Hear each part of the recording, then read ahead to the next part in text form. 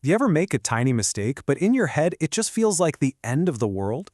Well, today we're diving into a single page from an old text that's all about that feeling. It's about a simple accident that spirals into this huge crisis of faith and the absolutely incredible lengths someone went to just to try and make it right.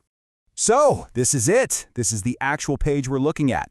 This one, first-person story, is all we have to go on. It's like we've been handed a diary page, a totally unfiltered look into someone's deepest spiritual crisis and how they found their way back. All right, so let's set the scene. Our story kicks off not with some big dramatic event, but with a tiny little accident.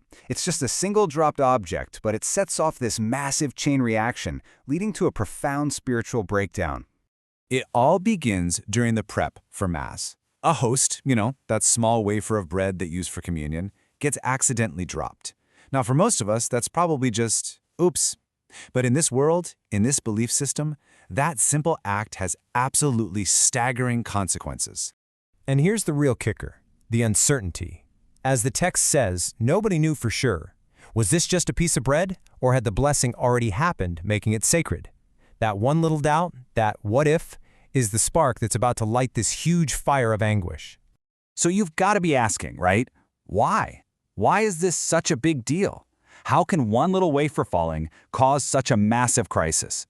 Well, it all comes down to belief. For our narrator, a consecrated host isn't just a symbol, like a logo or something. No, it's believed to be the literal, physical presence of the divine here on earth.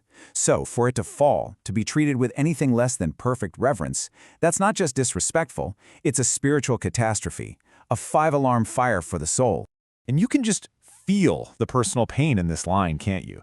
The narrator doesn't see this as some clerical error. For them, this is a direct, personal offense against God, an indignity and irreverence that they feel completely responsible for.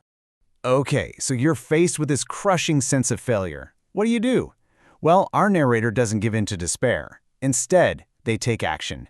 They go straight to the source, asking the divine for a way forward. And this goes way beyond just feeling guilty.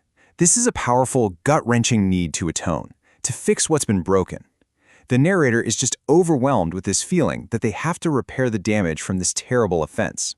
And this prayer right here tells you everything about their mindset. They don't try to just make something up. They ask for direct instructions. They're basically pleading, just tell me what to do. What will make this right in your eyes? It's like asking for a divine instruction manual for redemption. And according to the text, an answer comes. And that brings us to the plan, a very clear, very structured, and frankly an incredibly demanding way to pay the spiritual debt. Yeah, this wasn't some vague, you're forgiven feeling. Oh no. What the narrator believes they received was a concrete to-do list, a detailed, divinely inspired plan to make things right. So, let's break down what that actually involved.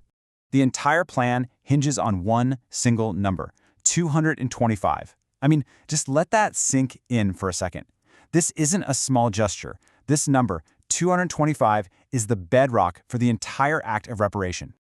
So how does that number play out? Well, the plan has three really demanding parts. First, prayer. Recite the Lord's Prayer 225 times.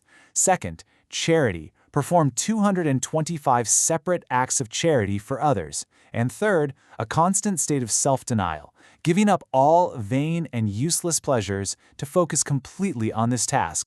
The text even gives the why behind this, pulling a quote straight from Scripture. This idea basically transforms those 225 acts of kindness from just being nice deeds into 225 direct offerings to God. But hold on, the story doesn't just end there, with checking off boxes on a spiritual to-do list. The final and maybe the most important part of this whole journey is the narrator's big realization. It's a shift in focus, away from their own actions and onto the nature of forgiveness itself. This quote, wow, this is really the heart of it all. The narrator is just completely blown away. They realize that, a just God could have demanded punishment, but instead, this merciful God accepts their efforts, their offering. It's a moment of pure, unadulterated grace. So you see the shift, right? The story starts with this focus on human error, on I messed up, and the fear of what comes next. But it ends with this incredible sense of awe at divine mercy. The act of penance is no longer about paying a debt, it's become a gift that's been lovingly accepted.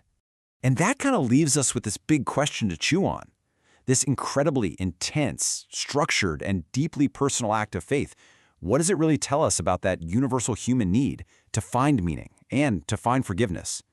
It's a really powerful look at how we try to make things right in a world of deep, profound belief.